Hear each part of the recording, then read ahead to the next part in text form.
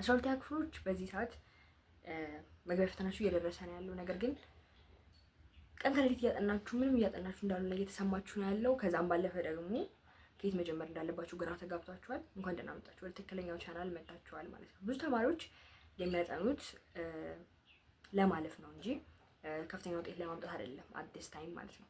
ሶ እኔ ጋር ደግሞ ከፍተኛ ውጤት እንድታመጡ የሚያደርጓቸውን 3 ዋና ዋና ነጥቦችን በዚህ ቪዲዮ እናነሳለን ማለት ነው። እስከ ቪዲዮ መጨረሻ ደግሞ ከቆያችሁ how to አዳማ ዩኒቨርሲቲ እንዴት ገባው የሚሉትን ነገሮች፣ ከዛም ባለፈ ደግሞ እንዴት ነው የ12ኛ ክፍል ኢንትራንስን ማለፍ የቻልኩት፣ ምን ዘዴ ተጠቅሜ ነበረ የሚሉትን ነገሮች ሼር አደርጋችኋለሁ ማለት ነው።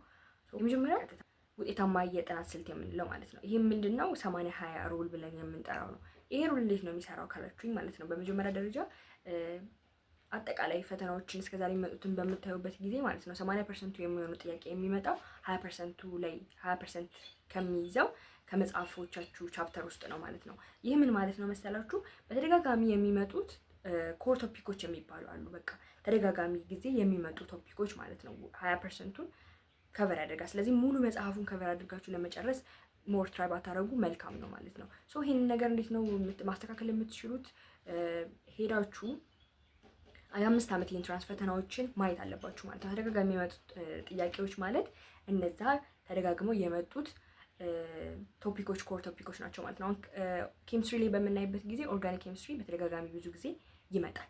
እንደን ደግሞ ከእንትን ላይ ፊዚክስ ላይ በምናይበት ጊዜ ደግሞ ዳይናሚክስ፣ ካይናማቲክስ እነዚህ ቻፕተሮች ሞርሊ የሚመጡ ቻፕተሮች ናቸው ማለት ነው።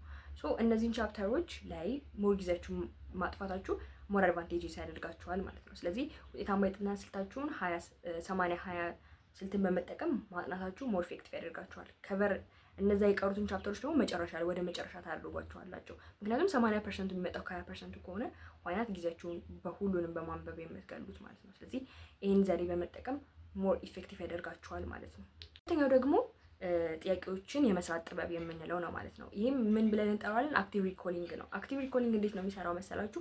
ብዙ ተማሪዎች ማለት ነው ጥያቄዎችን ከዚህ በፊት ያሉ ጥያቄዎችን ስሩ ምናምን ስትባሉ የምትሰሩበት መንገድ እትስናት ልክ አይደለም። እንዴት መሰላችሁ? ማለት መጀመሪያ ምርጫውን ላይ ነው የትኛው ሊሆን ይችላል፣ ኤ ነው፣ ቢ ይሆን፣ ወይ ሲ ነው፣ ወይ ዲ ነው፣ የትኛው ነው ሊሆን የሚችለው የሚሉ ገሶችን እንጠቀማለን። ይሄ ግን ፍጹም ስህተት ነው። ምክንያቱም ለምን መሰላችሁ? ጥያቄውን አይታችሁ ገስ የምታደርጉ ከሆነ የተፈለገውን ስህተት ሰራችሁ ማለት ነው። ምክንያቱም ምርጫዎች የተዘጋጁት እናንተን ለማደናገር ወይ ዲስትራክት ለማድረግ ነው። እናንተ መጀመሪያውኑ ምርጫውን አይታችሁ ከሆነ ጥያቄውን የሰራችሁት አይምሯችሁ ውስጥ የመቀመጥ እድሉን በጣም ዝቅተኛ ነው የሚሆነው።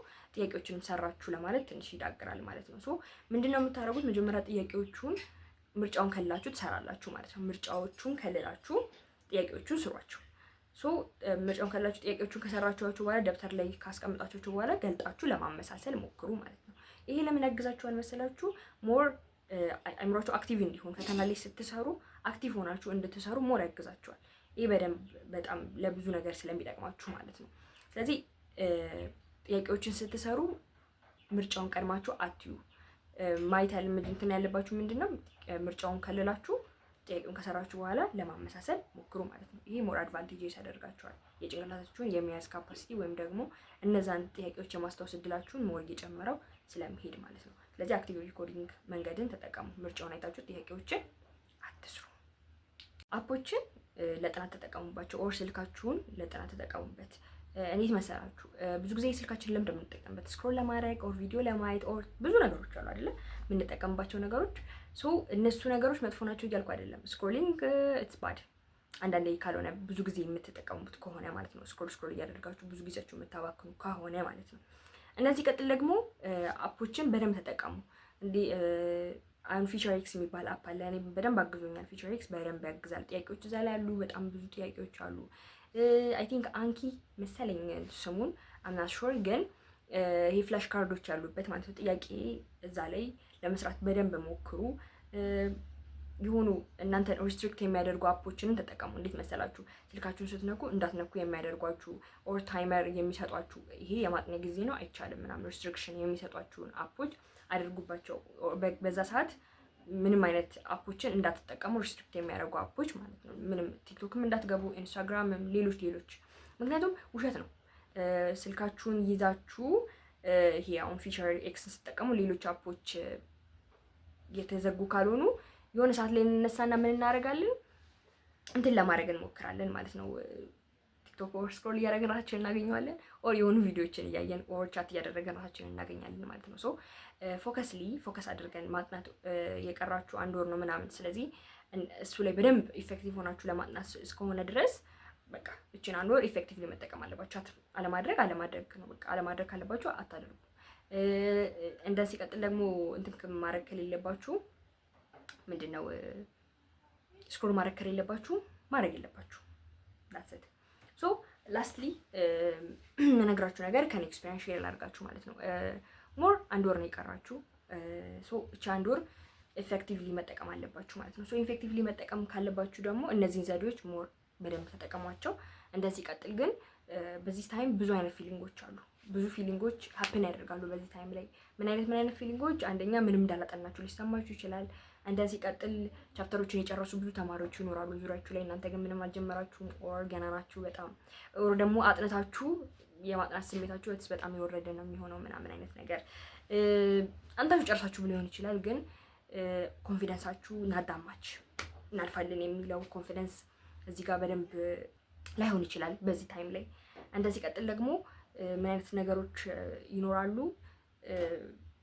ቀኑ እየደረሰ በጣም ሲመጣ ጭንቀቱ በጣም እየጨመረ ነው የሚሄደው። ምክንያቱም የ12 ዓመት ልፋታችን ነው። እንደዚህ ቀጥል ቤተሰቦቻችን ይጠብቁናል፣ በዙሪያችን ያሉ ሰዎች በጣም ሜሊ ደግሞ የሚያሳስበን የራሳችን አይደለም እኛ ማለፋችን ምናምን አይደለም። በደንብ እውነቱን ስንነጋገር ሲባል እኛ ማለፋችን አይደለም በጣም ያሳስበን ቤተሰቦቻችን ምን ይሉናል፣ በዙሪያችን ያሉት ምን ይሉናል፣ ዘመድ አዝማድ ምናምን። አንድም ሰው ማለት ነው ስትማሩ ዞር ብሎ ያላያችሁ ሰው አዲስ ታይም ላይ ወደቃችሁ ኦር አለፋችሁ ይላችሁ ሊመጣ ይችላል። እና ከውጤት በኋላ ብዙ አይነት ነገሮች አፕል ሊያደርጉ ይችላሉ። ውጤት ላይመጣ ይችላል፣ ሊመጣም ይችላል። ግን እዚህ ጋር አሁን እንዲመጣ ነው እየተነጋገርን ያለ ነው አይደለ? ሶ እንዲመጣ እስከሆነ ድረስ ማለት ነው ሁላችሁም በእምነታችሁ ጸሎት ማድረግን ጀምሩ። ሞር ያረጋጋችኋል። ሞር ራሳችሁ ላይ ፎከስ እንድታደርጉ ያደርጋችኋል። ሞር እኔ በደንብ ያገዘኝ ነገር ጸሎት ስለሆነ ነው ማለት ነው። ሁላችሁም በራሳችሁ እምነት ለመጸለይ ሞክሩ። ግን እየሰራችሁ ጸሎት ብቻ አያሳልፍም። እየሰራችሁት ነገር ነው የሚባረክላችሁ። ብዙ ሰው የሚሳሳተው ነገር አለ። ምንም ሳያጠና ሄዶ ለመጸለይ እንትን የሚላቸው ነገሮች ስላሉ ማለት ነው። ሶ እነሱ ነገሮች በደንብ አድርጓቸው። እንደዚህ ቀጥል ደግሞ ወሬዎችን ላለመስማት ሞክሩ። ማለት ምን ያህል ቻፕተር ጨርሳችኋል ምናምን መጠየቃችሁ አይቀርም፣ ግን ሞር ራሳችሁን ለማራቅ ሞክሩ። በቃ በጣም ለማራቅ ሞክሩ። ምክንያቱም ሰምታችሁ አልጨነቅም ማለት ውሸት ነው። ሶ በቃ እንደዛ እስከሆነ ድረስ ደግሞ በደንብ እንትን ማለት አለባችሁ። ያንን ነገር በስነ ስርዓት መራቅ አለባችሁ ከነዛ ሰዎች ጋር ለማጥናት ከሆነ ብቻ ተገናኙ እንጂ ይሄ ምን ያህል ቻፕተር ጨርሳችሁ ምን ያህል ቻፕተር ጥያቄ ባትጠያየቁት በጣም አሪፍ ነው። በጣም ምክንያቱም ኮንፊደንሳችሁን ሞሪዛችሁን እንድትቀጥሉ ማለት ነው። እና ከእናንተ የሚጠበቀውን ነገር ካደረጋችሁ በኋላ ለሚመጣው ውጤት ራሳችሁን ዝግጁ ለማድረግ ሞክሩ። በደንብ ዝግጁ ከዛ በኋላ ለሚመጣው ውጤት ማለት ነው። እኔ 414 አምጥቼ ነው ያለፍኩት። የ2016 ባች ነኝ እና አዳታይም ላይ ኦንላይን ነበር ነው የመጀመሪያ ኦንላይን ተፈታኞች ነበርን እና በእኛ ስለሚጀመር ስለነበረ ምናምን ነገር ትንሽ አስፈራ ነበረ ምናምን ነገር። በእኛ ነው የሚጀመረው ኦንላይን፣ መብራት ይጠፋል ምናምን ሲሉን ነበረ። መብራት ሊጠፋ ይችላል ምናምን ነገር የሚባል ነገሮች ነበሩ ምናምን። እሱ ትንሽ ያስፈራ ነበረ በጣም እውነቱን ስነግራችሁ ማለት ነው። እና እኔ ደግሞ ብዙ ቻፕተሮችን አልጨረስኩም ነበር እውነቱን ለመናገር እና እሱ ነገር ትንሽ ያረገን ነበረ። እሱ ነገር አለ እሱ ነገሮች አሉ ምናምን እና እንደዚህ አይነት ነገሮች አፕል ሊያደርጉ ይችላሉ ብዬ ስላሰብኩኝ የነገርኳችሁ። ቻፕተሮችን ላጨርሱ ይችላችሁ ስትገቡ ሞር እንደፈለጋችሁት ሙሉ ጥያቄ ሰርታችሁ ላትገቡ ትችላላችሁ ምናምን ነገር እና እሱ ነገር ደግሞ ያን ያህል እንትን አይበላችሁ። ኮንፊደንሳችሁን እንደሰጣችሁ አትፍቀዱለት እና ወደ ፈተና ስትገቡ ምናምን ነገር ኦር ደግሞ ተፈተናችሁ ከወጣችሁ በኋላ ላለመነጋገር ሞክሩ። እሺ ፈተና ተፈተናችሁ ከወጣችሁ በኋላ ይሄ ጥያቄ ምንድን ያለችው ለምን ቀጣዩን ፈተና ያበላሹባችኋል። 6 ፈተና ምናምን ነው ልትፈተኑ የምትችሉት አይደለ? ሶ እነዛን 6 or 7 አጠቃላይ ፈተናዎችን ያበላሽባችኋል። ሶ ኢግኖሬት። ተፈተናችሁ ወጣችሁ ወደ ቤታችሁ ኦር ደግሞ እዛው የምታድሩ ከሆነም ወደ ላይብረሪም ከሆነም ሌላ ቦታ ሄዱ። ላለመነጋገር ሞክሩ። ብቻ አትነጋገሩ ነው ዋናው ዓላማ። እንዳትነጋገሩ አደራችሁ። በጣም ነው የሚያበላሽባችሁ። ምክንያቱም እናንተ ያላችሁት የእናንተ መልስ እኮ ልክ ሊሆን ይችላል፣ ግን እነዚህ ያላችሁት ሰዎች ሌላ መልስ ሲሆን ትረብሻላችሁ ማለት ነው። ስለዚህ እንደዚህ አይነት ነገሮችን አታድርጉ። ይህ ቪዲዮ ጠቃሚ ሆኖ ካገኛችሁት ላይክ፣ ሼር፣ ሰብስክራይብ ማድረጋችሁን እንዳትረሱ። ሌላ እንዲያግዛችሁ የምትፈልጉ የ12ኛ ክፍል ቪዲዮዎች እንዲሰራላችሁ ከፈለጋችሁ ኮመንት ሴክሽን ላይ አስቀምጡልኝ ማለት ነው። መልካም ጊዜ ይሆንላችሁ። ሁሌም እንደምላችሁ ደግነትን መራችን እናደርግ።